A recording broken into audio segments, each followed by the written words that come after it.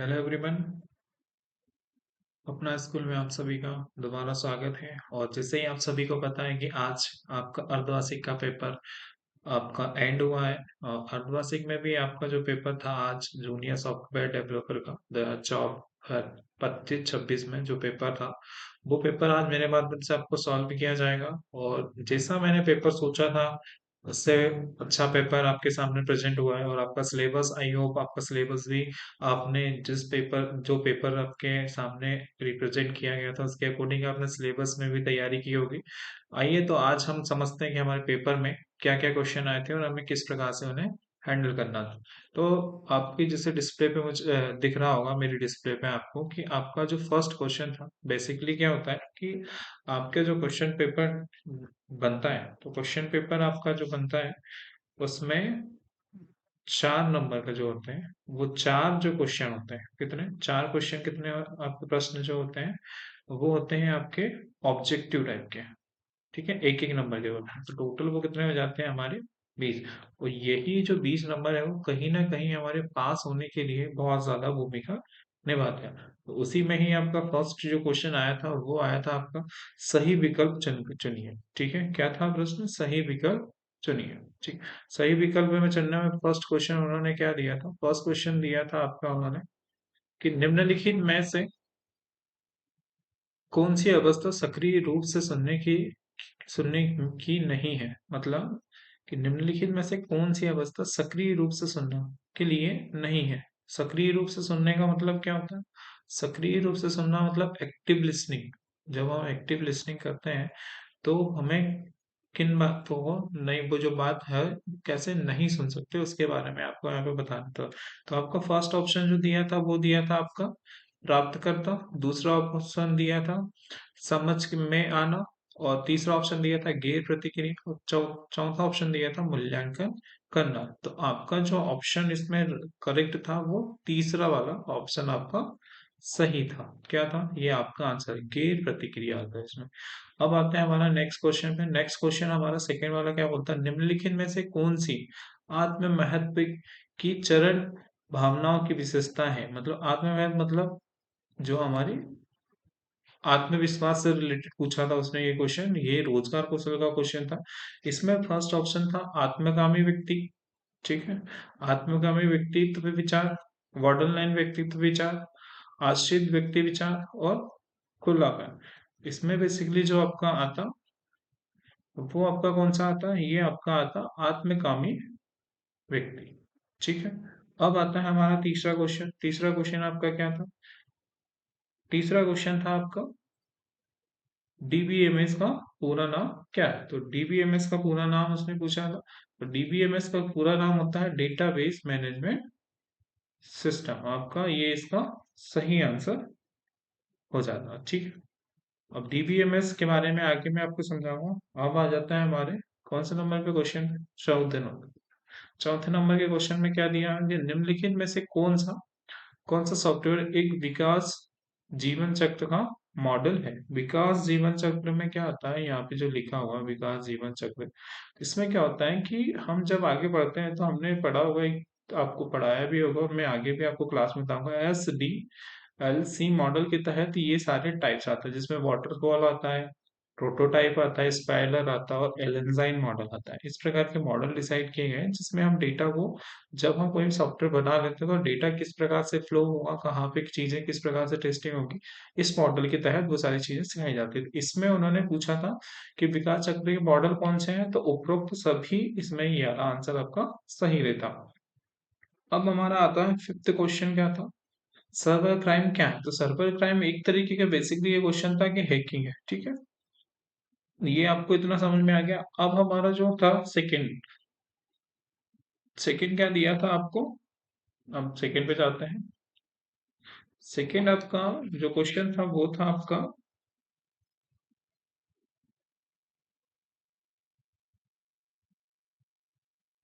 Second जो option था वो आपका था रिक्त स्थानों की पूर्ति करिए। तो रिक्त स्थान में पहला आपका जो क्वेश्चन आ रहा था वो आ रहा था मशीन लर्निंग एक खालिस्तान उप प्रणाली है।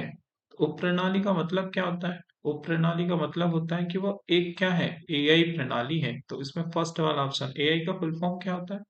Artificial intelligence. ठीक है। सेकंड क्वेश्चन आपका क्या दिया था यहाँ पे? खालिस्तान एक अन्य प्रकार का साइबर अपराध है। साइबर अपराध का मतलब क्या होता है? यहाँ पे उन्होंने पूछा है कि साइबर अपराध में क्या होता है। साइबर अपराध में बेसिकली इस प्रकार के टर्म का यूज कर रहा है। यहाँ पे वायरस होता है, तो एक एक वायरस होता है, रेशम शम वायरस। ये कौन सा है हमारा? रेशम सम वायरस। इसमें इसमें भी कौन सा आता है हमारा? ये फर्स्ट वाला ऑप्शन आता है। तीसरे नंबर का क्या दिया है? संचार खालिस्तान प्रक्रिया है। तो संचार दो तरफा प्रक्रिया है। ठीक है। अब यहाँ पे पूछा था स्मार्ट में, लक्ष्य में एस का अर्थ क्या होता है? तो स्पेसिफिक, इसमें स्पेसिफिक ऑप्शन आता है आपका। फिफ्थ नंबर में क्या दिया है कि खालिस्तान एक अद्वितीय मान है जो तालिका मतलब टेबल की पंक्तियों की पहचान की की पहचान करता है। तो इसमें प्राइमरी की आता है, ना कि फॉरेन की। फॉरेन की क्या करता है आपको पता होगा? फॉरेन की क्या करता है? एक टेबल, टेबल वन और टेबल टू के डेटा को क्या करता है? आपस में जोड़ने का काम करता है। ठीक है। इन दोनों के डेटा को आपस में जोड़ने का काम करता है फॉरेन की। ठीक। ये आपका खालिस्तान हो गए, आपके रेगिस्तान। अब हमारा आ जाता है थर्ड वाला जो क्वेश्चन दिया था, वो दिया था आपके सत्य और असत्य में। तो पहला उसने ये पूछा है कि और पवन ऊर्जा संयंत्र स्वच्छ ऊर्जा प्रदान करता है। तो बिल्कुल ये क्या होता था आपका? सही, सही है। दूसरा क्या पूछा उसने? रिलेशनल डेटा मॉडल में टेबल को रिलेशन कहा जाता है। बिल्कुल टेबल को क्या बोला जाता है? रिलेशन कहा जाता है। तो ये भी सही होता। अब बता, कैरेक्टर डेटा टाइप में 0 से 653 535 तक का मान हो सकता है? नहीं, इसमें गलत आता है। ये हमारा क्या आता? थर्ड वाला, ये गलत है। ठीक। SRS का अर्थ होता है सॉफ्टवेयर रिक्वायरमेंट स्पेसिफिकेशन। तो हाँ, ये क्या होता है हमारा? ये हमारा सही होता है। अब फोर्थ, ये जो फिफ्थ नंबर का क्वेश्चन दिया है, परीक्षण दो दृष्टिकोणों के आधार पर आयोजित किए जाते हैं। तो हाँ, परीक्षण जो होता है उसमें पॉजिटिव नेगेटिव और दो आधार, क्योंकि कोई भी चीज का जब परीक्षण होता है उसका उसका पॉजिटिव भी देखा जाता है, उसके नेगेटिव भी देखा जाता है। तो बिल्कुल सही बात है ये कि दो दृष्टिकोण उसमें होना चाहिए। तो ये भी हमारा क्या होता है? ये भी हमारा सही आंसर होता है। अब हम जाते हैं हमारे तीसरे वाले क्वेश्चन पे। तीसरे वाला क्वेश्चन क्या था हमारा? तीसरा हो गया। अब हम जाते हैं हमारे चौथे वाले क्वेश्चन पे।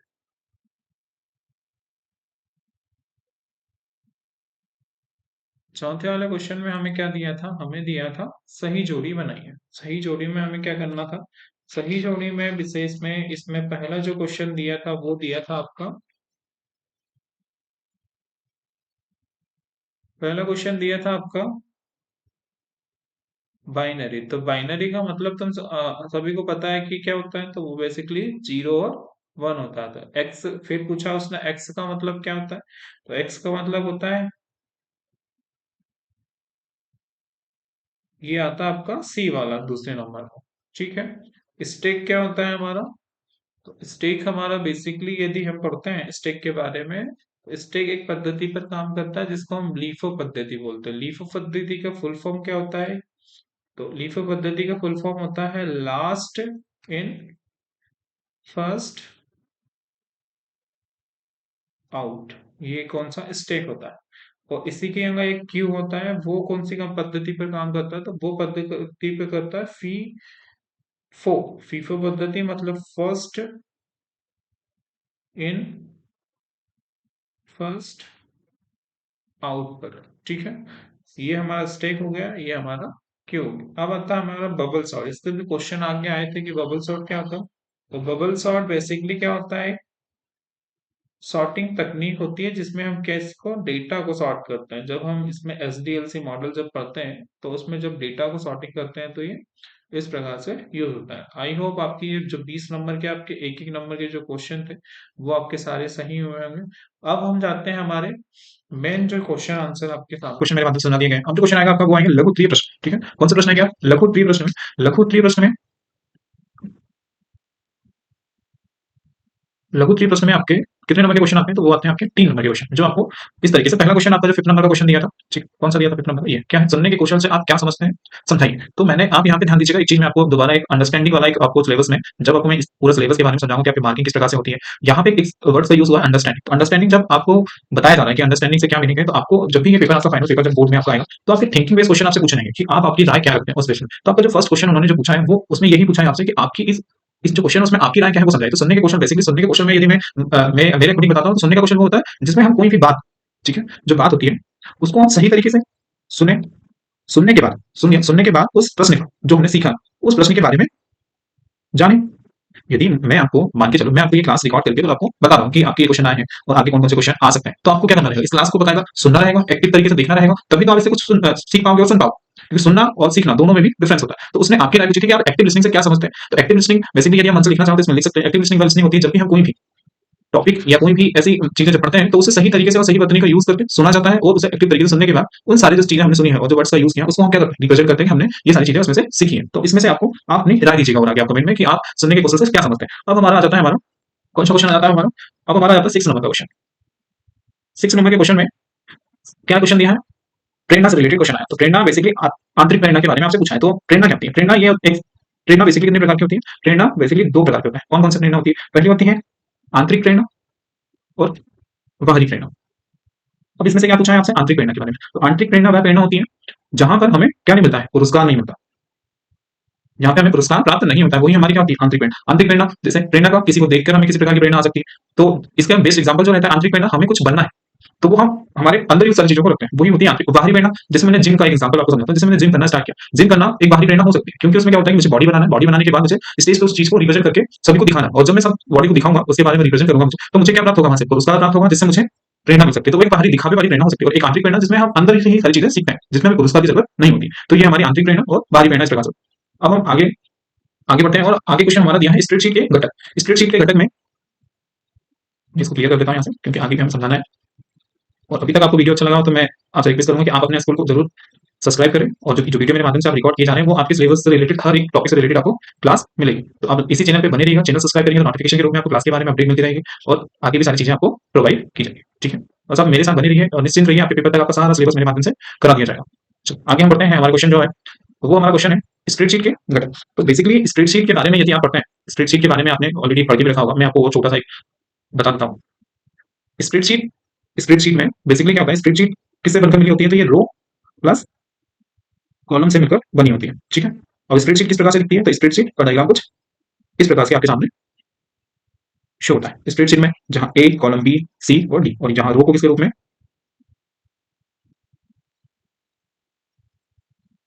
रो को किसके रूप में है, तो 1 2 3। ठीक है, इस प्रकार से आपको बताया जाता है। अब इसमें क्या पूछा था क्वेश्चन, उन्होंने क्वेश्चन सिंपल सा उनके माध्यम से पूछा घटक के नाम। तो घटक के नाम में मैं पहले आपको बता देता हूँ, सेल आएगा, रो और कॉलम से मिलकर बना था। दूसरा जो आएगा वो हमारा रो आएगा। तीसरा जो आएगा वो हमारा क्या आएगा, कॉलम आएगा। चौथा जो नाम आएगा हमारा वो आएगा हमारा वर्क सीट। पांचवा जो हमारा आएगा वो आएगा वर्क बुक। छठवा जो हमारा आएगा वो फॉर्मूला बार। ये हमारे क्या होते हैं, स्प्रेडशीट के घटक होते हैं। तो आप यदि आपके पास ये क्वेश्चन प्रोवाइड नहीं है तो आपसे नोट डाउन कर सकते हैं। कौन कौन से, पहला cell, row, column, worksheet, workbook, formula bar. ठीक, ये इसका डायग्राम होता है। अब हमारा जो 8वें नंबर का क्वेश्चन दिया था, 8वें नंबर का क्वेश्चन हमारा क्या था, डेटाबेस क्या है। तो ये डेटाबेस जो शब्द है, बेसिकली डेटा शब्द कहां से लिया गया है, तो ये पता है आपको, ये कहां से लिया है, डेटा से लिया। अब डेटाबेस क्या होता है, जहां हमारा डेटा को क्या किया जा रहा है, स्टोर किया जा रहा है, किसके फॉर्म में, बेस के फॉर्म में, उसको ही हम क्या बोलेंगे, डेटाबेस। मतलब हम इसमें बोलेंगे कि डीबीएमएस के माध्यम से डेटा को अरेंज करना, और जिस जहां डेटा को हमारे माध्यम से अरेंज किया जा रहा है एक पर्टिकुलर जगह को हम बोल सकते हैं डेटाबेस। ठीक है, जहां पे जानकारी को क्या किया जाता है, अरेंज किया जाता है, रखा जाता है, वही हमारा क्या होता है, डेटाबेस होता है। ठीक है, अब हमारा नया क्वेश्चन जो सभी को थोड़ा सा लगा कि सही बाइनरी फाइल क्या होती है, क्योंकि अभी तक आपने पढ़ के रखा होगा किसके बारे में, बाइनरी नंबर सिस्टम के बारे में। 11वीं क्लास में आपने पढ़ के रखा होगा कि बाइनरी नंबर सिस्टम से क्या होते हैं। तो अब उन्होंने यहाँ पे बाइनरी फाइल के बारे में पूछा है, किसके बारे में, बाइनरी फाइल के बारे में। मैं इसको एक और नाम बता देता हूँ, इसे किस नाम से जाना जाता है, तो इसको कंप्यूटर फाइल के भी नाम से जाना जाता है। बेसिकली जिस तरीके से कंप्यूटर में क्या होती है, मेमोरी होती है, मेमोरी का यूज क्या होता है, डेटा को याद रखने के लिए। ठीक है, कंप्यूटर मेमोरी होती है, या मैं बताता हूँ मेमोरी। ठीक है, वैसे ही ये जो फाइलें होती हैं वो डेटा को स्टोर कराने के लिए की जाती है। ठीक है, किसके रूप में, डेटा को स्टोर कराने के लिए। और डेटा इसमें स्टोर, डेटा इसमें कैसे स्टोर होता है, तो डेटा इसमें होता है बाइट्स के रूप में।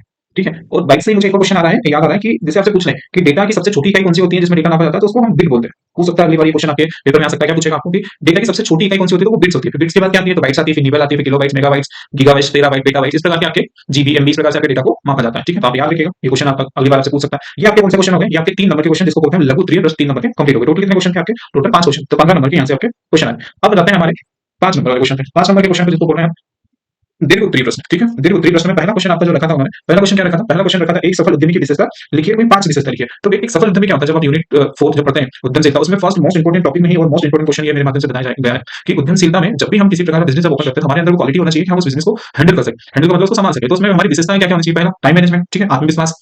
आत्मविश्वास के बाद क्या होगा, कार्य करने की क्षमता, निर्णय लेने की क्षमता, ऐसे बहुत सारे ऐसे विशेषताएं होनी चाहिए हमारे अंदर जो कि बिजनेस के लिए यूज होती है। तो आप उसमें से भी देख सकते हैं इस प्रकार, क्योंकि हम इसमें मन से भी लिख सकते हैं कि हमें पता है कि कोई बिजनेस जब चलाया जाता है हमारे माध्यम से, हमें किन किन बातों का दृढ़ निश्चय होना चाहिए, क्षमता होनी चाहिए, दृढ़ता होनी चाहिए, ये सारे विशेषताओं के रूप में गिना जाता है। सेल्फ मोटिवेशन होना चाहिए, आत्मविश्वास जिसको बोल रहे हैं, वो जरूरी होता है इन सारी चीजों में। तो हम इसमें मन से सारी चीजें लिख सकते हैं, बस हमें पॉइंट याद होना चाहिए। ठीक, अब क्योंकि हमारा थिंकिंग बेस जो, क्योंकि जो आपका सिलेबस है क्या रोजगार कौशल जिसको बोलते हैं एम्प्लॉयबिलिटी स्किल, आपकी स्किल डेवलप की जाती है, वहां पर आपको सोचना ही सिखाया जाता है कि हम किस टॉपिक, क्योंकि मैं हमेशा मेरी क्लास में यही फोकस करता हूं कि बच्चा सीखे, ना कि हर एक सब्जेक्ट के जैसे रटें। मेरा यही मोटो रहता है कि आप उन सारी चीजों को समझो, देन उसके बाद उन सारी चीजों को अपनी लैंग्वेज में मैनिपुलेट करके समझाने की कोशिश करें, क्योंकि रटने से नहीं होगा, बस हमारा दिमाग होना चाहिए कि प्रेजेंट कैसे करना है। वो क्वेश्चन ये आपका 10th वाला क्वेश्चन आपको यही दर्शाता है कि आप कितना सोच सकते हैं। यदि आपने अच्छे से प्रैक्टिकल में और या आपके क्लास में या स्कूल में आपको कराया गया, तो आपने जरूर इसको बहुत अच्छे से रिविजन किया होगा। अब आ जाता है हमारा, अब जो क्वेश्चन आता है वो हमारा आता है 11th नंबर का क्वेश्चन। 11th में क्या दिया है उन्होंने, माई स्केल। क्या दिया है, माई स्केल में उपयोग किए जाने वाले डेटा प्रकारों को समझाइए। तो पहले आपको इसके बारे में बता देता हूं। माई स्केल का फुल फॉर्म होता है स्ट्रक्चर्ड माई स्ट्रक्चर्ड क्वेरी लैंग्वेज। ये प्रकार का क्या होता है, ये प्रकार का सॉफ्टवेयर होता है। ठीक है, जो इसकी मदद से चलाया जाता है वो एसक्यूएल एक लैंग्वेज होती है जिसका सारी कमांडें कहां रिप्रेजेंट की जाती है, माई एसक्यूएल सॉफ्टवेयर के अंदर। इसमें डेटा टाइप्स के बारे में पूछा है, तो बेसिकली डेटा टाइप्स में मैं आपको पहला डेटा टाइप्स बता देता हूं। पहला हमारा क्या जाता है इसके अंदर, इंट। ठीक है, दूसरा जाता है हमारा फ्लोट। इंट में क्या आएगा, तो इंट में आता है नंबर 1 2 3 4, इस प्रकार के डेटा टाइप को कौन सा डेटा टाइप बोला जाता है, इंटीजर डेटा टाइप। फिर आता है हमारा फ्लोट। फ्लोट में पॉइंट वाली जितनी वैल्यू होती है 0.4 0.5, जितने भी पॉइंट माइनस और प्लस दोनों, ठीक है, वो हमारे फ्लोट। अब कैरेक्टर में क्या होगा, ए बी सी कैरेक्टर। ठीक है, ये कैरेक्टर डेटा टाइप होता है। कौन सा, कैरेक्टर डेटा टाइप्स। फिर आता है हमारा string. String data type. String data type में आपका पहला कौन सा आएगा, स्ट्रिंग डेटा टाइप में आपका पहला जाएगा वैरिएबल। ठीक है, जिसमें हमारा integer plus float, integer plus character इसमें होता है। फिर हमारा जाता है डेट। इसमें डेट वाली सारी चीजें होती हैं। ठीक है, इतने डेटा टाइप्स के बारे में मैंने बता दिया है। और यहाँ पे आपको चीजें समझ में कुछ थोड़ी नहीं आ रही होगी, बट क्या है कि फर्स्ट फर्स्ट बार मैं भी रिकॉर्ड कर रहा हूँ क्लासेस को, तो आप थोड़ा सा मेरे जो समझा रहा हूँ, जो आइडिया आपके सामने चल रहा है, जो मैं बोल रहा हूँ, उसको नोट करने की कोशिश करें आप साथ साथ। ठीक है, मैं यहाँ पे लिख रहा हूँ और मेरे को पता है कि यहाँ पे कुछ चीजें आपको शो करने में मुझे मुझे प्रॉब्लम आ रही है, बट आप इस चीज को थोड़ा सा इग्नोर करते हुए मेरे जो आप वर्ड्स यूज करना उसके ऊपर ज्यादा ध्यान दीजिए। ठीक है, अब हमारा आ जाता है हमारा,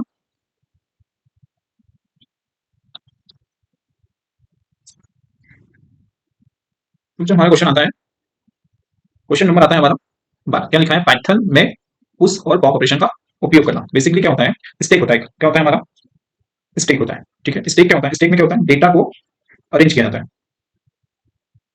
ठीक है, अरेंज करें, अरेंज किसके फॉर्म में किया जाता है, तो ऐसे मॉडल होते हैं जिसके फॉर्म में डेटा अरेंज किया जाता है। स्टेक के अंदर बेसिकली दो ऑपरेशन होते हैं। कौन कौन से ऑपरेशन होते हैं, वो होता है पुश और पॉप ऑपरेशन। ठीक है, अब पुश और पॉप ऑपरेशन को मैं आपको समझाता हूँ कि पुश और पॉप ऑपरेशन कैसे वर्क करते हैं। तो पुश हम एक मेथड करते हैं, पुश का मतलब होता है इंसर्ट करना, क्या होता है, इंसर्ट। और पॉप का मतलब क्या होता है, यहाँ पे डिलीट करना। ठीक है, इतना समझ में आया, डिलीट हो गया। अब मान के चलो हमारे पास एक एम्प्लॉय नाम का डेटा है, क्या है, एम्प्लॉय नाम का डेटा है और मेरा ये यहाँ पे मैंने डेटा को रखा। अब डेटा को मैंने यहाँ पे क्या किया, एक स्टोर किया। फर्स्ट यहाँ पे मैंने एक को क्या किया, इंसर्ट किया। इंसर्ट करने का मतलब मैंने क्या किया, पुश किया। ठीक है, फिर मैंने दूसरे कॉलम में क्या किया, फिर एक और दूसरा जो मैंने डेटा स्टोर किया वहां पे मैंने बंद किया। अब मेरे को क्या करना है, टू डेटा वाले को स्टोर करना है। मैंने क्या किया, यहाँ पे किस ऑपरेशन को परफॉर्म किया, पुश ऑपरेशन। अब मैंने दो डेटा को क्या किया, कर दिया, इंसर्ट कर दिया। अब मैं यहाँ पे किस ऑपरेशन को परफॉर्म करता हूँ, यहाँ पे पॉप ऑपरेशन को। पहले में वन है, दूसरे में। यदि मैं यहाँ पे पॉप ऑपरेशन को करता हूँ तो कौन सा पहले निकलेगा, डेटा टू नंबर का। तो यहाँ क्या बचेगा हमारा, टू निकलेगा, तो यहाँ बचेगा वन। यहाँ पे क्या हो गया, पॉप ऑपरेशन परफॉर्म हो गया। तो अभी मैंने इसके बारे में बताया था, कौन सा, इसके बारे में मैंने बताया था आपको कि यहाँ पे कौन सी तकनीक वर्क करती है, हमारी लीफो। ठीक है, लीफो मतलब लास्ट इन। लास्ट में कौन था, टू इन था। और फर्स्ट आउट, जब भी हमने पॉप ऑपरेशन का यूज किया तो लास्ट में इन था, पहले आउट हो गया। और लास्ट इन फर्स्ट आउट मतलब लास्ट में इन हुआ था, फर्स्ट में आउट हो गया। तो ये ऑपरेशन की मदद से डेटा को इंसर्ट किया जाता है और डिलीट किया जाता है। ठीक है, ये हमारे पुश और पॉप ऑपरेशन हो गया। अब हम आगे बढ़ते हैं। आगे हमारा 13 नंबर का जो क्वेश्चन है, आगे हम कंटिन्यू करेंगे। तो हमारा 13 नंबर का क्वेश्चन हम करंट में कहाँ पे आ गए, हमारे 13 नंबर के क्वेश्चन पे हम पहुंच चुके हैं। 13 नंबर जो आपका क्वेश्चन आया था वो बेसिकली कितने नंबर का था, 13 नंबर का जो क्वेश्चन था वो हमारे कितने नंबर का था, 5 नंबर, 5 अंक का। 13 नंबर के क्वेश्चन में उन्होंने क्या रखा है, क्वेश्चन दिया हुआ है कि प्रोग्राम और सॉफ्टवेयर में क्या अंतर है। तो क्या लिखा हुआ है वहाँ पे, प्रोग्राम और सॉफ्टवेयर में क्या अंतर है। तो यदि मैं बेसिकली यहाँ पे देखता हूँ तो प्रोग्राम एक काम को करने के लिए क्या बोल सकते हैं, प्रोग्राम को एक काम को करने के लिए, एक काम को करने के लिए, ठीक है, करने के लिए हम क्या किसका यूज करते हैं, प्रोग्राम का। अब वो कैसे हो सकता है, जैसे उदाहरण के लिए मैं समझाता हूँ। उदाहरण के लिए समझिए कि मुझे दो संख्या तो क्या करना है, प्लस करना, ऐड करना है। जब मैंने ये प्लस किया, ऐड किया, तो ये क्या किया मैंने, एक प्रोग्राम किया, ठीक है। ऐड करना है, क्या हो गया, प्रोग्राम हो गया। और इसमें जो डेटा होता है, इसको मैनेज करना क्या होता है, ईज़ी होता है, ठीक है। डेटा को हम छोटे रूप में रख सकते हैं, ये हमारे प्रोग्राम के अंतर है। अब आता है हमारा दिया हुआ है क्या, सॉफ्टवेयर के बारे में। सॉफ्टवेयर, ठीक है। तो सॉफ्टवेयर क्या होता है, तो ये कलेक्शन ऑफ प्रोग्राम, प्रोग्रामों की कलेक्शन या प्रोग्रामों के समूह को ही क्या बोलते हैं, सॉफ्टवेयर, ठीक है। जैसे उदाहरण के लिए माइक्रोसॉफ्ट ऑफिस, गूगल, ये क्या है, ये हमारे सॉफ्टवेयर है। ये बेसिक अंतर होते हैं, और ये बड़े लेवल पे किया जाता है, इसको मैनेज करना थोड़ा टफ होता है। ये बेसिकली प्रोग्राम और सॉफ्टवेयर में अंतर होते हैं। अब हमारा आ जाता है हमारे ये 5 नंबर में। अब इसमें 5 नंबर में आप लगभग इसमें 5 पॉइंट लिख सकते हैं, तो आपको इजी 5 नंबर मिल जाएंगे, ठीक है। अब आता है हमारा 14 नंबर का क्वेश्चन, क्या है, वाटरफॉल मॉडल क्या होता है। अब वाटरफॉल मॉडल आपको ऑब्जेक्टिव में भी एक टर्म बताया गया था। अब वाटरफॉल मॉडल को समझने के पहले आपको ये समझना रहेगा कि एसडीएलसी क्या, एसडीएलसी क्या होता है, तो software develop development life cycle, ठीक है। सॉफ्टवेयर डेवलपमेंट लाइफ साइकिल होता है। अब वाटरफॉल मॉडल जो होता है, उसके माध्यम से क्या होता है, डेटा को अरेंज किया जाता है कि हम जब भी कोई भी सॉफ्टवेयर बनाएंगे, उसमें जो डेटा है वो किस तरीके से काम करेगा, किस तरीके से काम करेगा, किस प्रकार से हम टेस्टिंग करेंगे, किस प्रकार से हम उसमें डिप्लॉयमेंट करेंगे, वो सारी चीजें किसके अंदर की जाती है, वाटरफॉल मॉडल। अब इसमें तो आपको एक टर्म समझ में आ रही है कि वाटरफॉल, वाटर का मतलब क्या होता है, पानी, ठीक है, और फॉल का मतलब झरना, समझ सकते हैं। तो इसमें बेसिकली क्या होता है, इस तरीके का डायग्राम बनता है, 7 लेयर होती है उसमें, इस तरीके, तो समझ में आ रहा है आपको, यहाँ से पानी स्टेप बाय स्टेप एक झरने की तरह नीचे आता है, वही होता है हमारा वाटरफॉल मॉडल। अब वाटरफॉल मॉडल में जैसे मैं यहाँ पे आपको बना के दिखा देता हूँ, यहाँ पे आप कि वाटरफॉल मॉडल में जैसे मैं यहाँ पे लिखता हूँ, क्या लिखता है, मैंने पहले लिखा है वाटरफॉल मॉडल, ठीक है। मैंने फर्स्ट में क्या लिखूंगा, मैं यहाँ पे फर्स्ट में क्या लिखा मैंने, यहाँ पे फर्स्ट लेयर बनाई, और फर्स्ट में इसको आता है रिक्वायरमेंट को जानेंगे। जैसे हम कोई भी सॉफ्टवेयर को जब डेवलप कर रहे हैं, ठीक है, बनाना चाह रहे हैं, तो सॉफ्टवेयर की रिक्वायरमेंट है या नहीं है मार्केट में, उस चीज का हम क्या करेंगे, इसमें एनालिसिस करें। फिर हमारा दूसरा पॉइंट आ जाता है इसके अंदर, दूसरा पॉइंट क्या रखते हैं, फिक्सिबिलिटी, ठीक है, फिक्सिबिलिटी, कि हम जो भी सॉफ्टवेयर बना रहे हैं वो इजी टू अंडरस्टैंडिंग होना चाहिए, मतलब काम करने में आसान होना चाहिए। ऐसा नहीं कि हमने बहुत मॉडरेट मॉडल बना दिया, या इस तरीके का मॉडल बना दिया, या इस प्रकार का सॉफ्टवेयर बना दिया जिसको समझना और चलाना थोड़ा टफ हो रहा है यूजर के लिए। अब जब हम ये दोनों चीजों को सोच लेते हैं, तो अब उसकी क्या करना है हमें, अब हम जो सॉफ्टवेयर बनाएंगे उसका क्या करेंगे, डिजाइन करेंगे, ठीक है। यहाँ हो गया डिजाइन। फिर हमारी फोर्थ लेयर में आती है कि डिजाइन तो हमने तैयार कर लिया, ईआर जिसको हम बोल सकते हैं ईआर डायग्राम, ईआर डायग्राम के थ्रू हमने डिजाइन कर लिया। अब हमारा आ जाता है डिजाइन के बाद अब हम किसका यूज करेंगे, तो कोडिंग का यूज करेंगे। कोडिंग होने के बाद जैसे हम कोडिंग कर लेंगे, सही कोड किया या नहीं किया उसका क्या करेंगे, इसमें हम करेंगे उसका टेस्टिंग।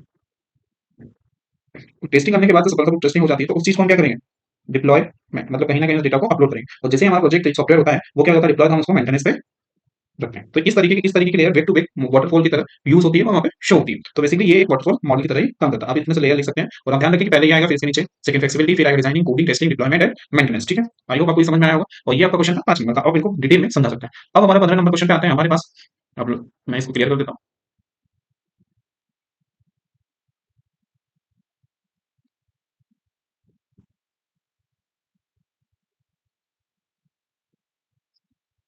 आई होप आपको सारे क्वेश्चन समझ में आ रहे होंगे, और मैं आशा करता हूँ कि आप इसके प्रॉपर एक नोट्स भी तैयार कर रहे हो, क्योंकि जब आपका फाइनल एग्जाम होगा तो कहीं ना कहीं इसमें से क्वेश्चन क्या होंगे, रिपीट होंगे।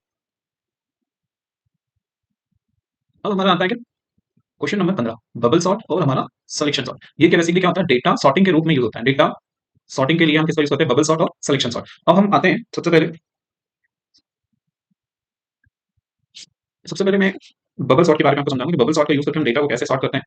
आइए जानिए, मैंने क्या लिखा है यहाँ पे, हमारा क्वेश्चन नंबर कौन सा चल रहा है, 15 चल रहा है यहाँ पे, ठीक है। अब मैंने यहाँ पे बोला है कि bubble sort basically data sorting करने के लिए, कि जो हमारे पास लास्ट डेटा आया किसके फॉर्म में आया, नंबर के फॉर्म में जो डेटा हमारे पास आया, उसको क्या करने के लिए, सॉर्ट करने के लिए, सॉर्टिंग करने के लिए कौन से अवरोही, ठीक है, कौन से क्रम में, तो हमारे अवरोही और आरोही क्रम में जमाने के लिए। हम तो बबल सॉर्ट में किसका यूज करते हैं, आरोही क्रम का, ठीक है, किसका, आरोही क्रम। इसका फॉर्मूला क्या होता है, n-1, n-1 के रूप में हम संख्या को रखते हैं। आपको इतना समझ में आ गया। अब आते हैं बबल सॉर्ट के उदाहरण पर, ठीक है। उदाहरण क्या है, माने कि मेरे पास एक डेटा है, ठीक है, कौन कौन सा डेटा है, 29 है, 72 है, 98 है, 13 है, 87, 66, 52, 51 और 36, इस प्रकार का डेटा। अब बबल सॉर्ट में क्या होता है, बबल सॉर्ट में सबसे छोटा और उससे बड़ा, सबसे छोटा कौन सा, 13, और 13 से बड़ा, 13 से बड़ा कौन सा है, तो 13 से बड़ा कौन सा, 29। इन दोनों के बीच में क्या की जाती है, तुलना, क्या की जाएगी यहाँ पे, तुलना, ठीक, कौन सा है। तो अब हमें पता है कि 13 छोटा है, तो 13 क्या होगा, अपने स्थान से मूव करेगा, मूव कहाँ करेगा, यहाँ जाएगा, ठीक है। 13 आ गया, मूव हो गया, कहाँ पे आ गया ये, 13 यहाँ पे जाएगा, फिर 72, फिर 98, फिर हमारे पास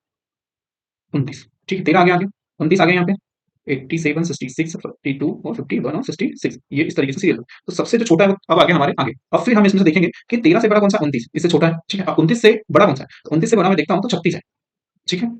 अब इसमें क्या होगा कि अब 13 के बाद क्या जाएगा, 29। अब यहाँ पे फिर चेंज हो जाएगा इसके बारे में, तो 13 है, फिर 29 हो गया, फिर 36। अब 36 के बाद तुलना करेंगे, 36 पहले आना चाहिए, तो यहाँ पे 13, 29, 36, इस प्रकार से डेटा हमारा क्रम में जमता रहेगा। ये थोड़ी सी लॉन्च प्रोसेस होती है, मैं आपको इसके बारे में डिटेल में भी एक वीडियो बना के समझा दूंगा कि आपको इस प्रकार से दोनों में कंपेयर कैसे करते हैं। इसमें क्या होगा कि छोटा फिर बड़ा फिर बड़ा फिर बड़ा फिर बड़ा, इसको बोलते हैं आरोही क्रम। ठीक है, अब हमारा सेकंड जो दिया है वो दिया है हमारा कौन सा, selection sort. Selection sort basically भी डेटा सॉर्टिंग में ही यूज होता है, ये भी n-1 में के रूप में होता है। इसमें क्या होता है कि फर्स्ट सेकंड इस प्रकार से थर्ड इस प्रकार से जो होती है डेटा की सॉर्टिंग की जाती है। ठीक, फर्स्ट में एक संख्या को ही हर एक के साथ चेक किया जाता है। जैसे आपको मैं करके दिखाता हूँ एग्जांपल के लिए, मैंने संख्या ली है 5 1 4 2 8, कौन कौन सी संख्या हुई।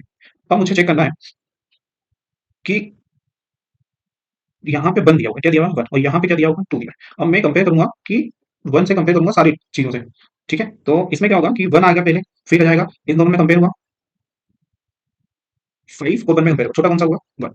अब यहाँ तो 1 है, अब 5 और 4 में कंपेयर हुआ तो ये हमारी 1 स्टेप हो गई, यहाँ 5 चले गया, 4 चले गया, 2 चले गया, 8 चले गया, ये हमारी फर्स्ट स्टेप में हमने किसको चेक कर लिया 1। अब हम किसको उठाएंगे यहाँ पे, हम उठाएंगे 5 को। अब 5 से कंपेयर करेंगे सभी को, तो 1 5 4 छोटा है 4 हो जाएगा, यहाँ 5 चल जाएगा 2 8। ठीक है, ये थर्ड स्टेप। अब हम 1 4 5 5 और किसका कंपेयर करेंगे 2 का, 1 4 5 2, तो 2 छोटा है तो यहाँ पे क्या जाएगा 1 4 2 5 8। क्या अभी सॉर्टिंग कंप्लीट हुई है, नहीं, तो ये हम कहाँ चल जाएंगे सेकंड स्टेप। सेकंड स्टेप में हम क्या पहुंच गए 1 4 2 5 8। हमें फर्स्ट स्टेप में तो हम वही सेम लिखेंगे क्योंकि 1 का तो वही है। ठीक है, अब मैंने कंपेयर किया 1, तो मैंने 4 और 2 का कंपेयर किया तो क्या हो जाएगा 1 2 4 5 8। अब देखेंगे तो हमारा डेटा क्रम में आ गया 1 2 4 5 8, तो ये हमारा होता है बबल सॉर्ट। ठीक, इस तरीके से हम सॉर्ट करते हैं किसी भी डेटा को, सिलेक्शन सॉर्ट और बबल सॉर्ट के थ्रू। और इसको डिटेल में मैं जब आपका क्लास रिकॉर्ड करूंगा इस यूनिट का, तो मैं उसमें और डिटेल से आपको समझाऊंगा। अभी ये पेपर है, आप शॉर्ट शॉर्ट में मैं आपको समझाऊंगा, निश्चित रहिएगा, क्योंकि आपको शॉर्ट में पता रहेगा तो आप इजीली उसको समझ पाएंगे, क्योंकि हमें टर्म पता होना चाहिए बेसिकली कॉन्सेप्ट क्या काम करता है इसमें। अब हमारा आता है स्टार्ट नंबर वाले क्वेश्चन। बेसिकली जो डीडीएल है और डीएमएल है, ये बेसिकली किसकी कमांड होती है, तो वो एसक्यूएल की कमांड होती है।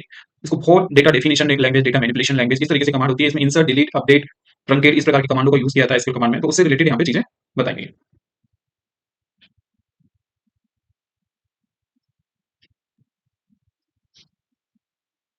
अब आ जाता है हमारा क्वेश्चन नंबर, आपको ये समझ में आया होगा, अब आगे बढ़ते हैं। आगे आपको क्वेश्चन नंबर डीडीएल डीमीएल के बारे में बता दिया कि बेसिकली ये डेटा इंसर्ट डिलीट करने के लिए यूज किया था। मैं बेसिक बेसिक क्योंकि ऑलरेडी वीडियो बहुत ज्यादा लंबा हो गया, तो मैं बेसिक बेसिक चीजें आपको बता देता हूँ। अब यहाँ पे क्वेश्चन नंबर 16 में पाइथन में क्यू ऑपरेशन, बेसिकली जैसे स्टेक होता है वैसे क्यू होता है, ये दो ऑपरेशन परफॉर्म करता है। कौन कौन सा ऑपरेशन परफॉर्म करता है, तो यहाँ पे इन क्यू, कौन सा इन क्यू होता है वो डी क्यू होता है। इन क्यू डेटा को इंसर्ट करने के लिए होता है और डी क्यू डेटा को डिलीट करने के लिए। इतना ही आप यहाँ से समझे अभी। ठीक है, कैसे डेटा डिलीट होगा मैं उसमें आपको आगे डिटेल में बताऊंगा, बट ये ऑपरेशन परफॉर्म डेटा को इंसर्ट और डिलीट करने के लिए भी होते हैं। अब हमारे पास आ जाता है लास्ट क्वेश्चन, जो 18वें नंबर का क्वेश्चन है आपका, वो है सॉफ्टवेयर विकास जीवन चक्र विस्तार से समझाइए। इसका इसका बोला जाता है शॉर्ट में SDLC, software development life cycle. ठीक है, एसडीएलसी। एसडीएलसी में क्या होगा बेसिकली, यदि मैं इसके बारे में डिटेल में बताऊं तो जैसे मैंने एक वाटरफॉल मॉडल के बारे में आपको बताया था, उसमें जो लेयर काम कर रही थी वो क्या होगा, एक सर्कल के रूप में अरेंज होगी। उसके ही पॉइंट जितने उसमें पॉइंट है, उसके ही पॉइंट एक सर्कल के रूप में अरेंज कर दिया जाता है। जैसे वाटरफॉल मॉडल में क्या होता है, इस प्रकार से लेयर सर्कल के, इसमें सर्कल में लेयर होगा, कुछ पॉइंट चेंज होंगे। मैं इसके बारे में आगे आपको प्रोटोटाइप मॉडल क्या होता है, प्रोटोटाइप मॉडल बेसिकली जो होता है वो एसडीएलसी मॉडल के ही अंदर आता है, जिसमें ग्राहक की जो होता है, हमारे क्लाइंट जो होता है, ग्राहक की आवश्यकता के अकॉर्डिंग हम रियल टाइम उसमें चेंजेस कर सकते हैं। जैसे ग्राहक की कोई रिक्वायरमेंट है कि मुझे मेरे ऐप में कुछ चेंजेस कराना, रिक्वायरमेंट के अकॉर्डिंग, तो वो इस मॉडल के थ्रू करते हैं, प्रोटोटाइप मॉडल के थ्रू करते हैं। ठीक है, लाभ हानि इसके बताऊंगा। लाभ में क्या होगा कि लाभ में ये होता है कि इजी टू अंडरस्टैंडिंग होता है। हानि में क्या होता है कि हम रियल टाइम पे उसमें चेंजेस नहीं कर सकते, बहुत सारे बग आने लगते हैं, स्लो चलता है, बहुत सारी ऐसी चीजें हमारे सॉफ्टवेयर में आने लगती है। अब हमारा मेन जो क्वेश्चन मैंने बहुत बार रिपीट किया और इसमें मैंने क्लास में बहुत डिटेल समझाया था, फाइल सिस्टम और DBMS. File system basically data को अरेंज करने और स्टोर करने के लिए उपयोग की जाती है, और डीबीएमएस का उपयोग भी क्या करते हैं, डेटा को अरेंज और अरेंज करने के लिए और स्टोर करने के लिए यूज करते हैं। फाइल सिस्टम में क्या होती है, फाइल सिस्टम बेसिकली कम डेटा को स्टोर करते हैं, और फाइल सिस्टम जो होता है वो डेटा को ज्यादा समय के लिए स्टोर नहीं कर सकता। बाकी डीबीएमएस क्या होता है, डेटाबेस मैनेजमेंट सिस्टम में हम डेटा को काफी समय तक अरेंज कर सकते हैं और उसको मैनेज करना आसान होता है। और फाइल सिस्टम में क्या होता है, डेटा कहीं ना कहीं हमें उस तरीके से प्रोवाइड नहीं कर पाता जिस तरीके से हमें लास्ट डेटा को अरेंज करना है। तो लास्ट डेटा को अरेंज करने में कहीं ना कहीं फाइल सिस्टम प्रॉपर तरीके से वर्क नहीं कर रहा था, इसलिए उसकी तुलना में क्या बनाया गया था, डीबीएमएस एक सॉफ्टवेयर बनाया गया था। आई होप आपको ये सारा पेपर मैंने जो डिटेल में समझाया, हर एक क्वेश्चन का बेसिक बेसिक कॉन्सेप्ट मैंने आपको समझाने की कोशिश की और आपको वो समझ में आया होगा, और आपको ये क्लास अच्छी लगी है, यूजफुल लगेगी। हाँ, ये क्लासेस आपके लिए यूजफुल रहेगी, हम इससे कुछ सीख रहे हैं, तो प्लीज मेरे चैनल को सब्सक्राइब करिए, लाइक करिए, फॉलो करिए। मैं आपके साथ इस तरीके से बने रहूंगा, आप मेरे साथ बने रहिए और विश्वास रखिए कि आप आपका जब फाइनल एग्जाम होगा 7 फरवरी से आपके बोर्ड की एग्जाम, जब आपका फाइनल एग्जाम खत्म होगा, उसमें आईटी का पेपर आप देखेंगे और जब उसको पढ़ेंगे तो आपके चेहरे पे एक मुस्कान दिखेगी और आप सारे क्वेश्चन को बकायदा और फुल कॉन्फिडेंस के साथ उसको सॉल्व करके आएंगे। तो मैं आप सभी का दोबारा धन्यवाद करता हूं कि आपने ये वीडियो आप तक देखा और आई होप आपको ये सारी चीजें समझ में भी आई और जो चीजें कुछ मिस हुई है, मैं अगली क्लास में जब भी इस टॉपिक को पूरी तरीके से पढ़ाऊंगा और डिटेल में पढ़ाऊंगा तो उस समय मैं आपको कवर करूंगा। ये बेसिक बेसिक डिटेल थी मेरे माध्यम से। आप एक बार पेपर देके आए हैं तो एक बार आप जरूर चेक करिएगा कि हमने कहाँ पे कुछ चीजों को कैसे मिस किया है, और हम, क्योंकि ये आपका एक तरीके का टेस्ट होता है, आप इसमें किस तरीके से परफॉर्म कर रहे हैं, आप अपने अंदर की चीजें जान सकते हैं कि मुझे और कितनी मेहनत करने की जरूरत है। तो मैं आशा करूंगा कि आप इन सारी चीजों को समझें और आगे हमारी जो हमसे गलतियां हो गई उनको रिपीट ना करें, तभी हम कहीं ना कहीं गलतियों को धीरे धीरे कम करेंगे। ठीक है, धन्यवाद।